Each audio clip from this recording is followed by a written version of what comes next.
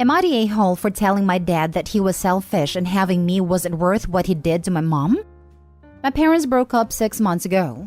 I came home from a trip to my grandparents to basically total chaos. My dad is gay and has been cheating on my mom for their entire relationship, and she found out in a really, really bad way. It's completely destroyed my mom. She's trying to be okay for me, but I know she's not okay because she cries a lot when she thinks I'm not around and she looks so sad all the time. I'm trying to help and not make it any harder for her, but I am furious at my dad. I refused to see him or speak with him until he finally got to me through a friend's parents and begged to talk. His whole family has disowned him and most of his friends. He said it would be too much to lose me too just because he's gay. I asked him if he always knew or if he found out after he married mom. He said he always knew, but he was scared and he wanted a family.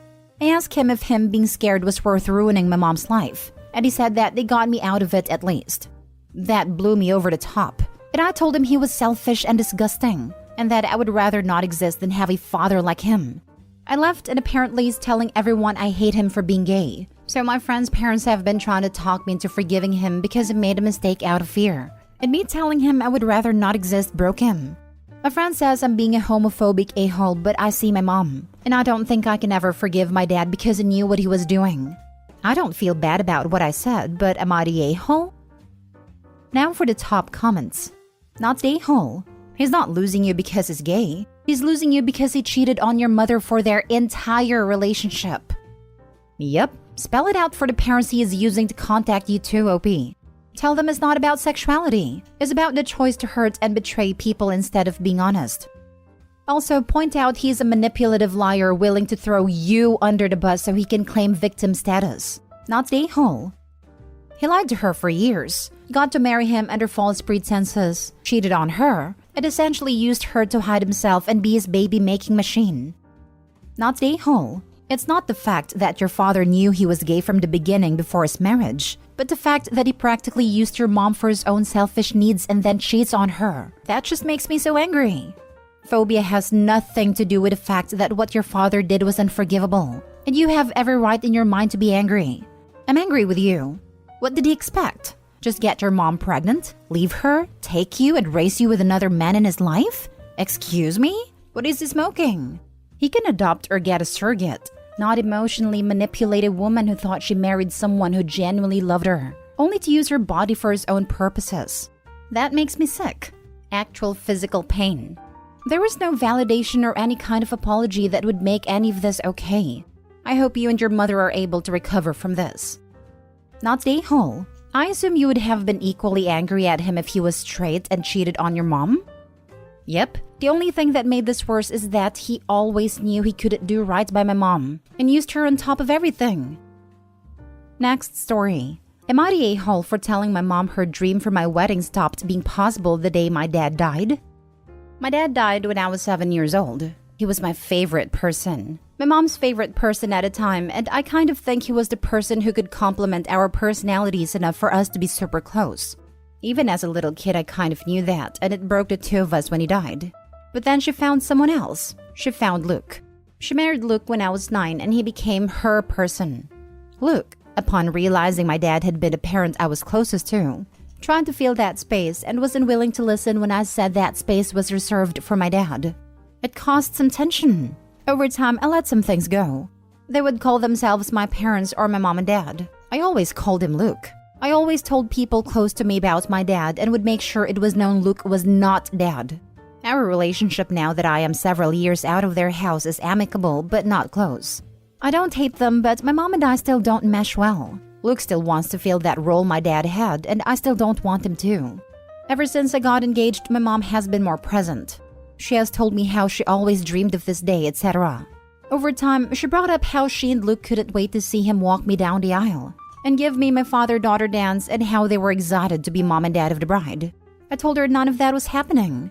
She told me it was always her dream though, that from the time she found out she was expecting a girl, she couldn't wait to watch me on my dad's arm and in his arms for a dance.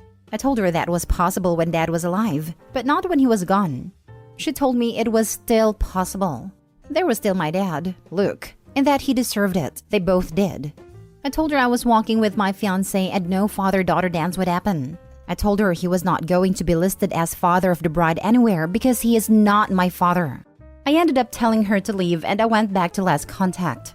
Then my mom showed up unannounced and started to tell me all about this dream again and what it meant to her. And I told her clearly, without hesitation, that her dream stopped being possible when my dad died because he was not here to do that stuff and that Luke was never going to be filling my dad's role for me.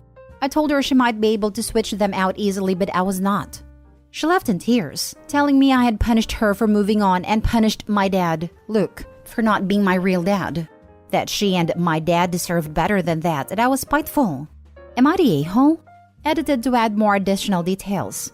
About Luke. He cut up cards I had made/given my dad for Father's Day that my dad had kept safe before he died, and cut up the back and left the front, and then turned them into a collage and acted like they were cards I had given him. When my mom and him brought out my birth certificate for something, he told me he couldn't wait to see his name on it instead of the old husband. He told me my dad had done nothing special and that he could do what my dad had done for me and my mom, but better. About mom. My mom just erased my dad from and added Luke to, then expected me to do the same. She even went as far as taking photo frames that had stuff like our family or dad and daughter, and replacing them with photos that included Luke instead of my dad. She also told me more than once that Luke was our new favorite person, or would say dad is our favorite person like always, and it was always in reference to Luke. Not the a-hole. You don't consider Luke as your father. Period. Your mom and Luke should accept it once and for all, and your mom should also cease her emotional blackmailing. This, not the a-hole to infinity. Maybe if Luke hadn't tried to replace your dad, he'd be in a much better standing with you. Even if it was so, it is all down to your decision. Be ready for the flying monkeys to come at you about how you're being unreasonable, etc., etc. I'd be ready to block the lot. Not the a-hole. You said it as nicely as you could and she kept pressing the issue. You were not unnecessarily cruel about it. You were just firm. Her and Luke trying to force the issue of him being your new dad from the start was not a healthy approach and was never going to give them the results that they wanted. It's your wedding and they need to respect your boundaries. This right here, and Opie's edits made me sad. Luke actively denigrating her dad and mom basically erasing him from her life. No wonder Opie's insistent that mom and dad will not be playing major roles at her wedding. They've really hurt her in the past and continue to do so. Not the a-hole. Opie's edits are absolutely heartbreaking. Her mom and Luke not only didn't do anything to ease into bringing Luke into her home, they actively tried to erase her father from her world. I'm honestly surprised that Opie allows them any access to her life. I would have gone no contact as soon as I was 18 based on Luke's heinous actions and mom's support of Luke's behavior. Next story. Am I the a-hole for telling my dad he has to pick up my son for their special lunches if my daughter and I aren't allowed to be in the same restaurant? I'm 46 female, have 2 brothers. Alan 50 male and James 44 male. Our dad, 75 male, has always preferred my brothers over me. If there was ever a dispute, I was the one punished or yelled at and was treated like I was automatically the one in the wrong, in both childhood and as an adult. My dad has a weekly lunch with his 3 brothers. They never include sisters. Every Friday since 1990. My dad called and asked if my son, Thomas, 8 male, could start attending. I was confused and asked why he would attend a lunch with just his grandpa and great uncles every week. My dad then told me that my brothers had been going every week for the past 10 years and he wanted to add the next generation. I pointed out that my dad has several grandsons, adopted in step, and asked if they were all invited. He said no, because Thomas is his only biological grandson. I was definitely shell-shocked at being excluded for 10 years, and then finding out my nephews, nieces, and daughter would also be excluded? But I only said, just let me know what time and place, and I'll bring him and my daughter, and I'll ask for a table on the opposite side of the restaurant and enjoy a mommy/daughter lunch together. She really enjoys those, and I thought it would make up for her being excluded from the big lunch. My dad said no, that he wanted me to drop my son off at his house and he would bring him home afterwards. The problem is that the restaurants they go to central to all my uncles are about 15 minutes from my house, whereas my dad's house is 45 minutes away.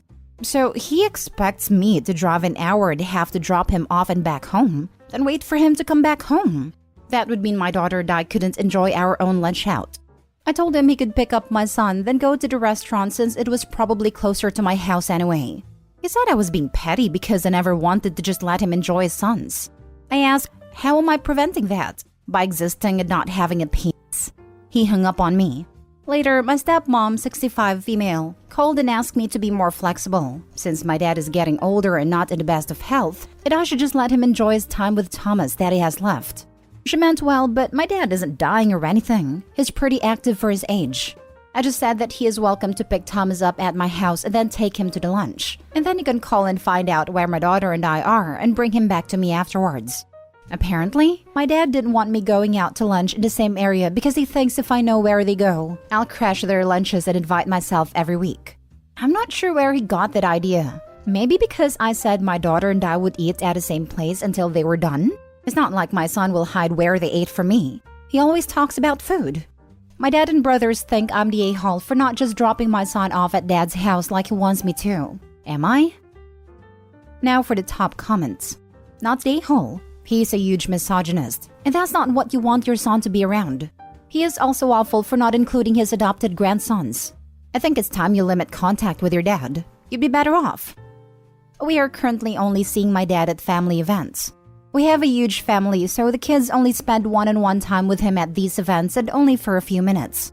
My dad also calls me to ask about the kids a couple of times a month.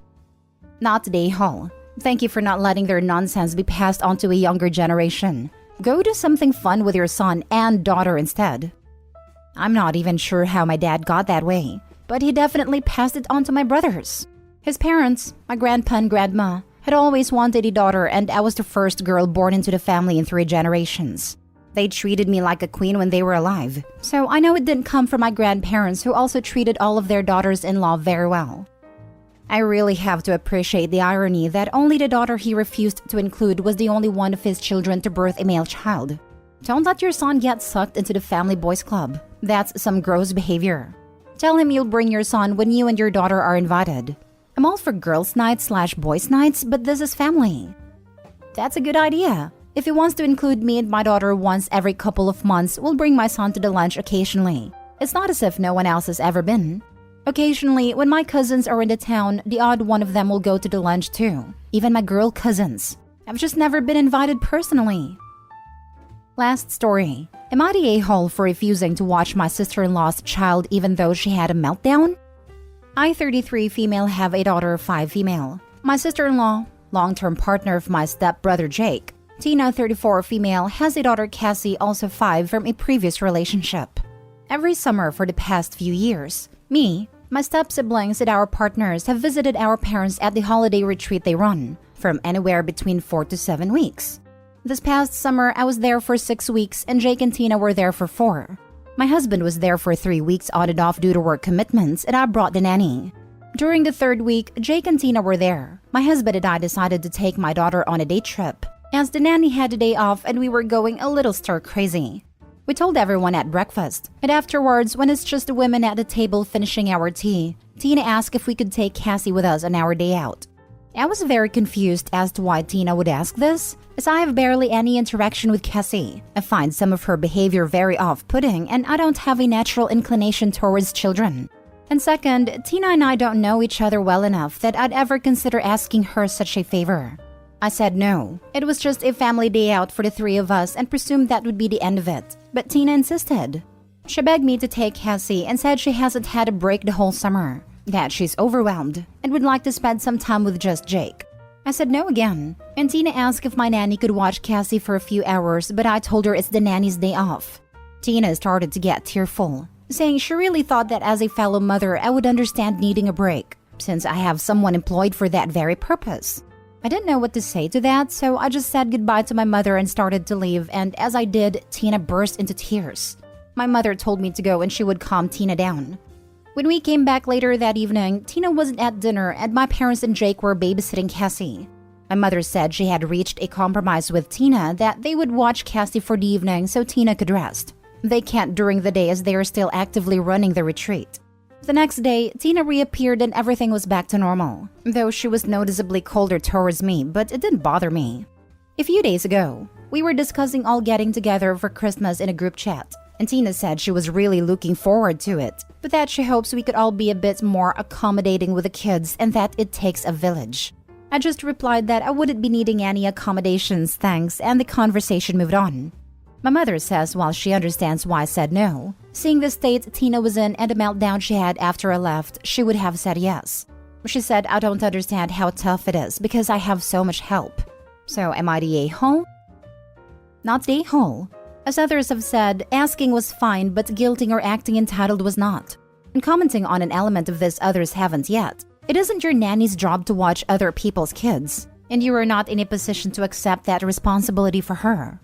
When my friends would ask if my nanny could pick their kids up or watch them after school, or other things, I would say, you'd have to ask her. Her hourly rate is X. I will let her know I'm okay with her also watching your kids that day if she feels comfortable with additional responsibility.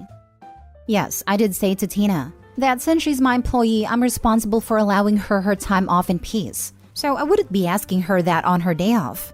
I didn't want her to feel pressured because she's traveling with us. Also, she's from an agency. There's a lot of paperwork involved in her watching my daughter, for insurance purposes. I'm not sure she's allowed to watch other kids. Kudos to you for not only standing up for yourself, but your nanny as well. If Tina knows how hard it is, she could recognize that foisting her daughter on someone else is ridiculous. If she needed help, she can hire her own babysitter/nanny. You are definitely not the a-hole.